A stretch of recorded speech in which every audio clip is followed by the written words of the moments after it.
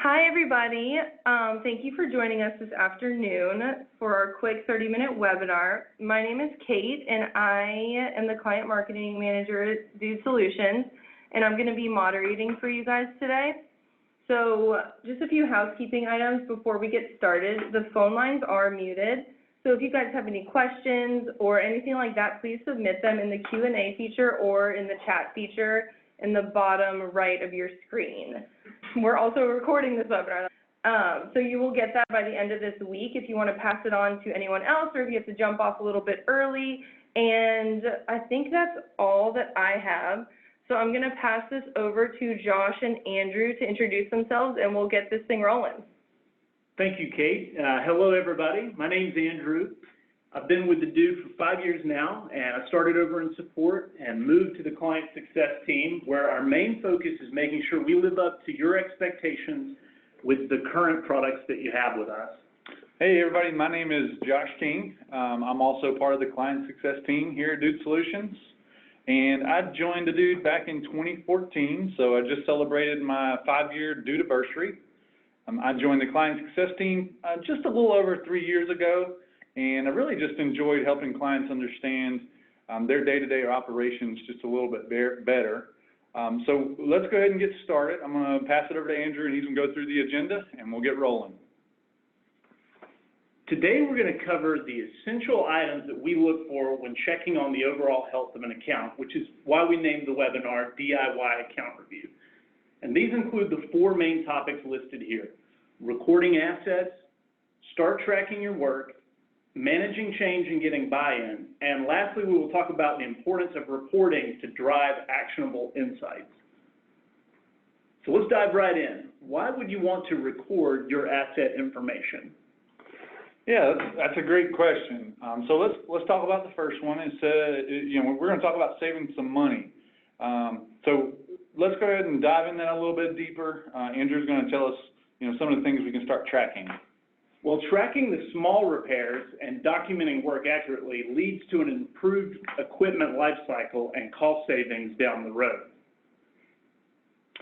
Another reason why you would really want to record all your asset information is just to make that better data-driven decision around all of your assets.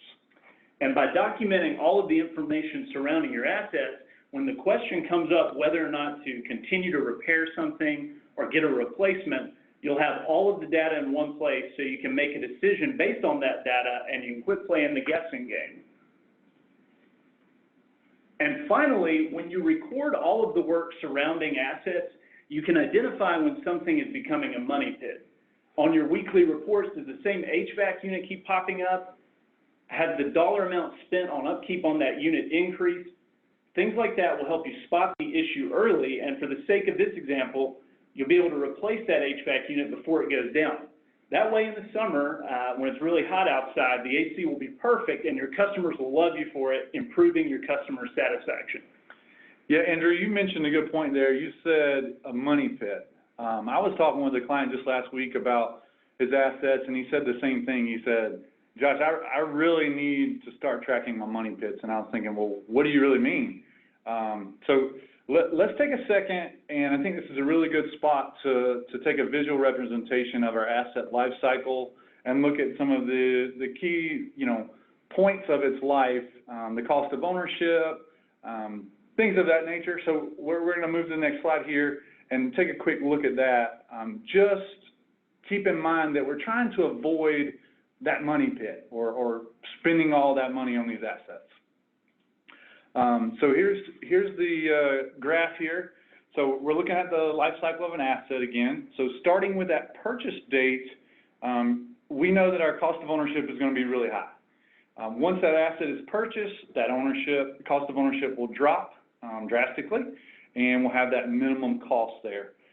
Over time, we're going to perform those regular preventative maintenance, maybe some reactive along the way, but we all know one day in the future, which we hope is at least, 10, 15 years down the road, we'll see that cost of ownership start to increase gradually over time. So you might spend $100 here, $500 there, maybe $1,000 here or there, and that cost will increase. And then we're starting to see that where is that optimal replacement date? Or maybe even looking at that total failure date of that asset. We know that most of you probably played the guessing game at one time or another in your career. And working with clients all over the world, we continue to teach, hey, this data that you're collecting, that needs to be your driving factor to make these educated decisions rather than playing the guessing game. So we're looking for that total failure date and knowing when to stop playing the guessing game. Working with all types of clients, what does this perfect life cycle look like? So keep this graph in mind while we talk about our next section, recording assets. There's a few things we want to highlight here. So when you're recording your assets, make sure you're not just entering what it is, where it is, and that's it.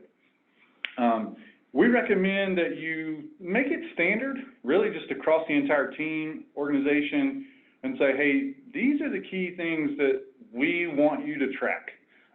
So let's cover those really quick. At the bare minimum, we want you to include model number, serial number, classification and type, item number, whatever follows the naming convention you follow in your organization, and finally the location of the asset. So let's talk more about how you can do this. Every time you get a new asset, get it in the system right away and make sure you include at least those 5 items from the checklist. And on the flip side of that, when you retire an asset, make sure you don't delete it out of your system. That has loads of great data surrounding it that you don't want to lose. But be sure to note it in the system that that asset is retired. We also understand that work gets crazy and things might not always get recorded or put into the system correctly the first time. So on a quarterly basis, make it a priority to block time on your calendar to go back into your system, look at all of your assets to make sure everything looks right and is up to your standards.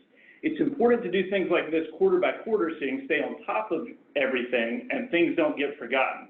Or the backlog is so big, all of a sudden it's a big daunting task. Andrew, can you tell us a little bit more about the different ways we can get our assets into the system or into the solution that we might own? So we're going to talk about how to do that. We offer a few options. First, you can manually enter each asset into the solution and continue adding as new assets come on board. However, one of my favorite ways to record asset information is to have Dude Solutions import your assets. And that's where we take your existing information and get that into the solution. And finally, facility condition assessment. And this is where we will come on site, boots on the ground to survey your facility's equipment, top to bottom, and take that information and load it into your system to make it a turnkey experience for you and your team. Yeah, I have a really good story. One of our clients, he had a facility condition assessment done through us here at the Dude. His name's Corey. He works with a university out in Texas. And Corey said it best. He said, I personally believe that partnering with Dude Solutions to perform our facility condition assessment brought more credibility to the table than our in-house team could have ever brought.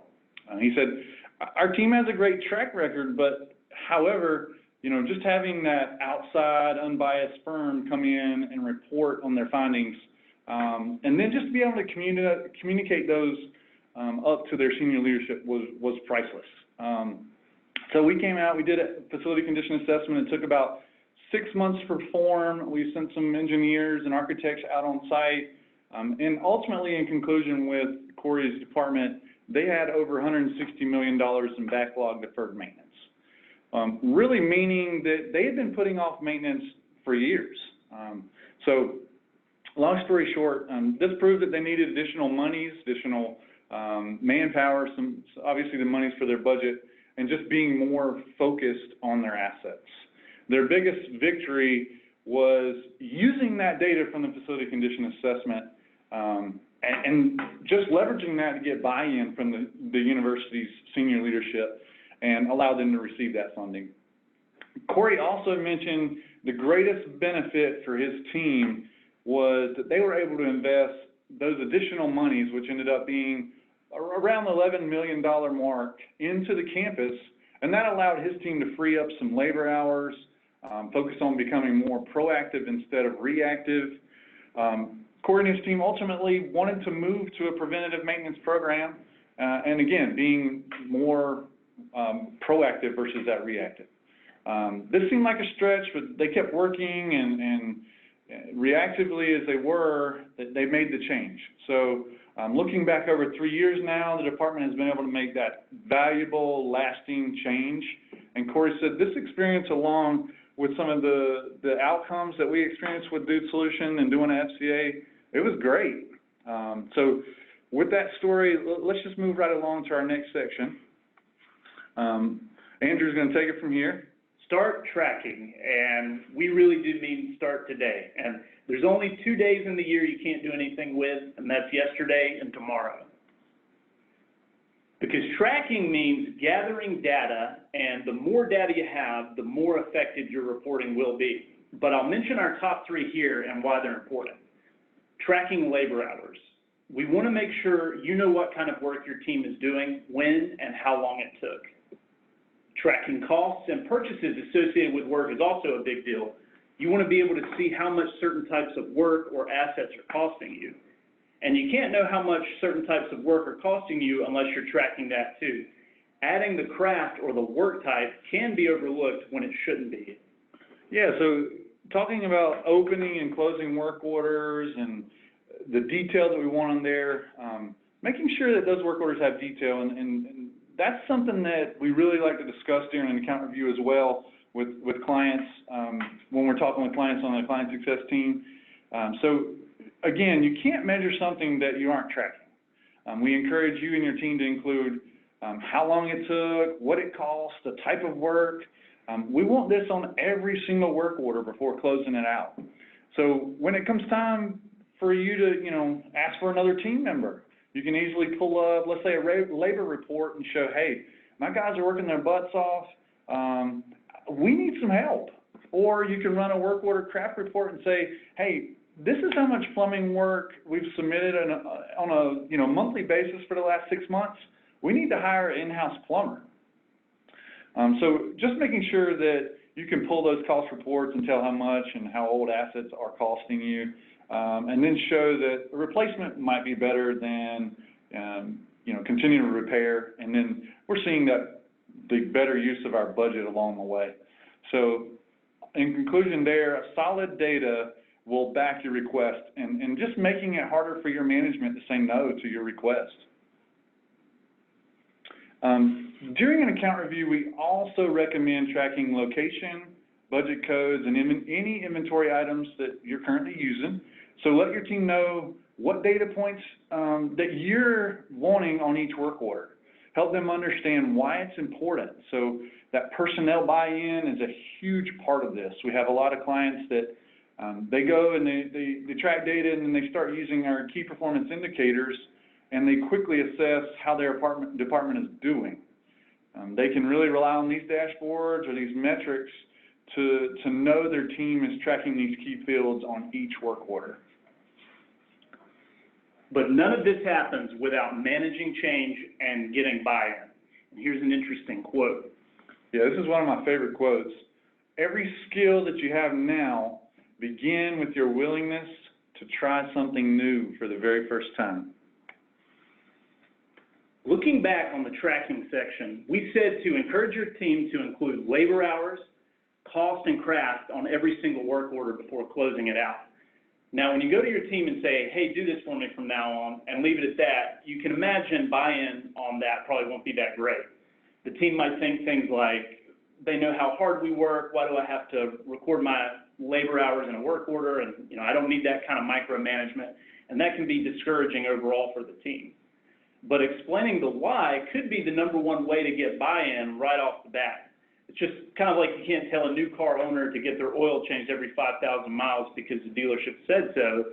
You got to say, if you don't get the oil changed every 5,000 miles, you're going to wind up buying a new engine pretty soon.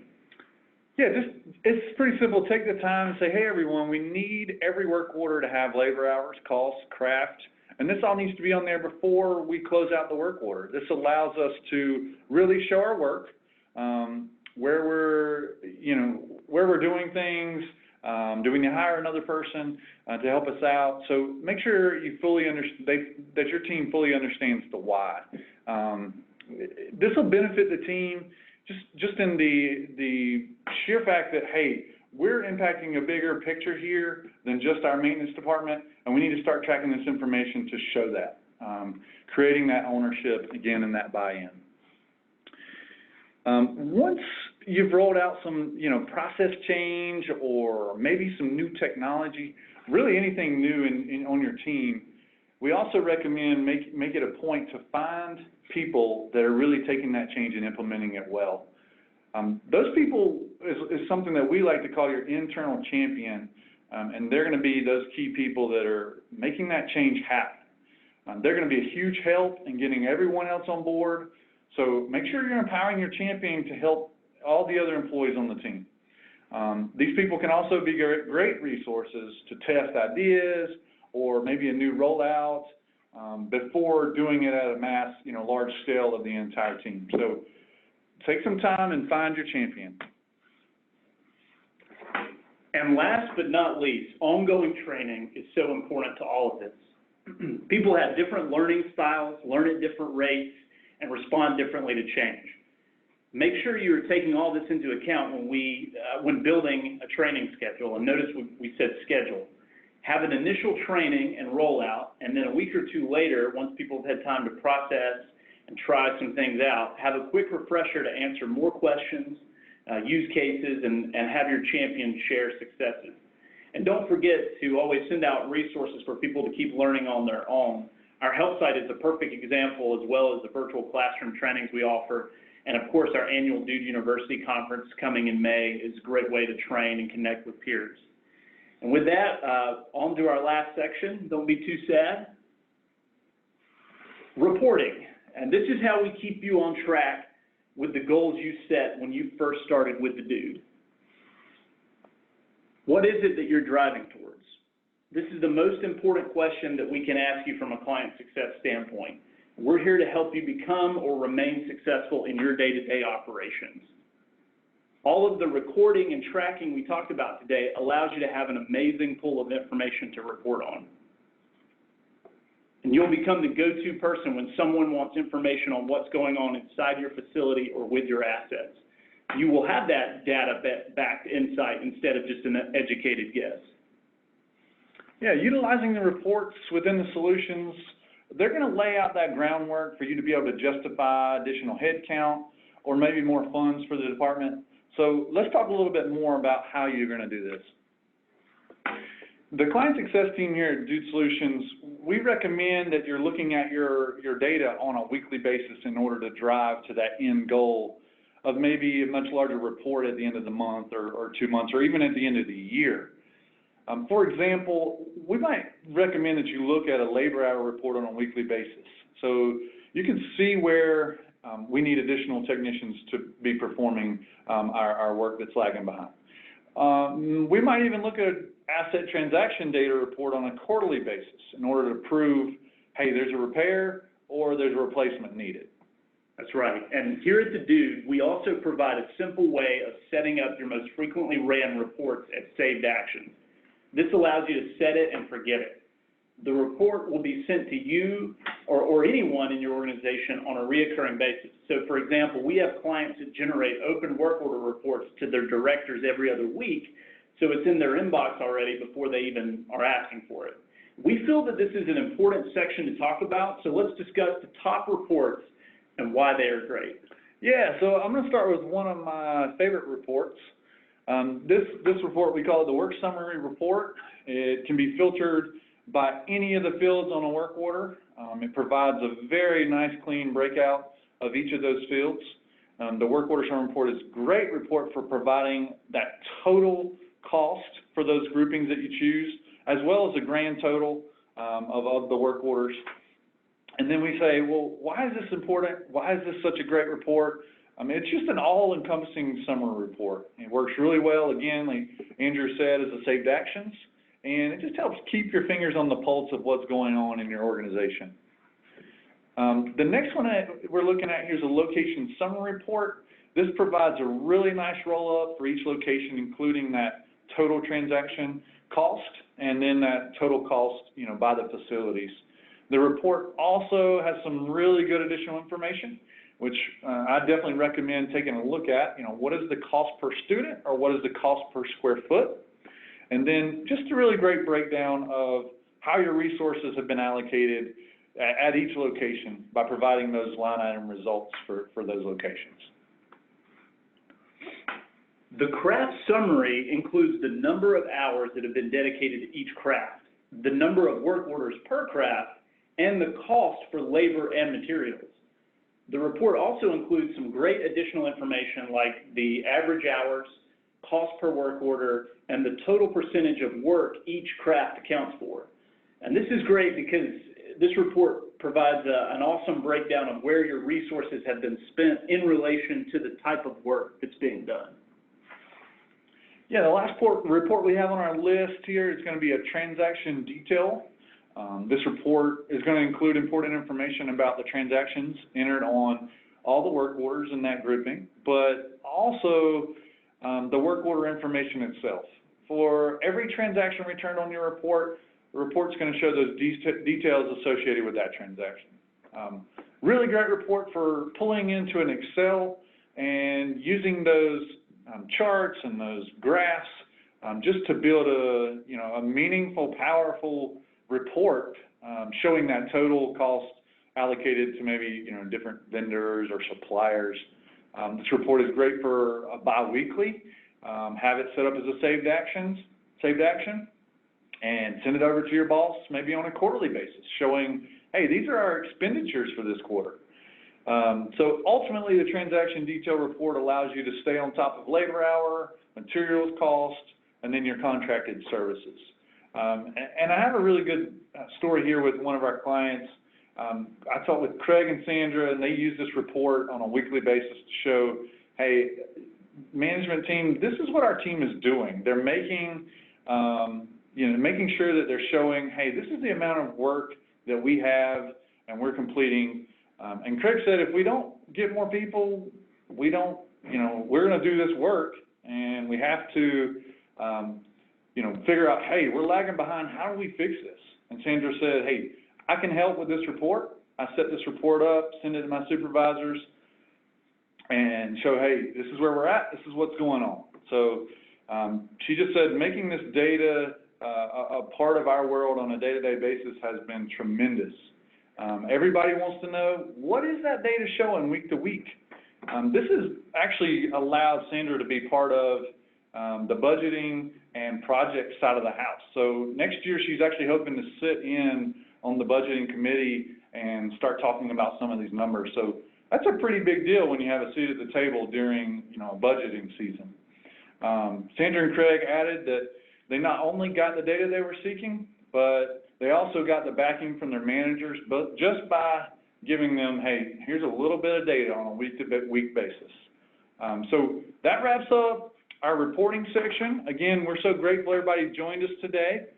Kate, I know that we have some questions coming in. Do you want to take it from here? Yeah. So before I dig into the questions that we got, I wanted to have 2 questions out there for our attendees. One is a poll that I'll go ahead and put live now. If there are any topics that we talked about today that you guys want a client success manager to provide more guidance on, or if you're struggling with something in your org that you would like some more info on, just let us know here in the poll.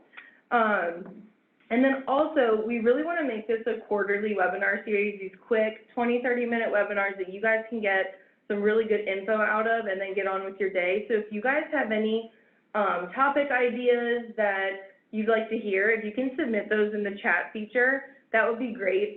More best practice topics, not so much product training, things like how to move from more of a reactive maintenance program to preventive, or how to get buy-in with your data across your organization and let people know what you guys are doing, things like that. So any topics you have, let us know in the chat feature. And then, so we have one question in for you guys, and that is, when tracking those work orders, what is the best way to input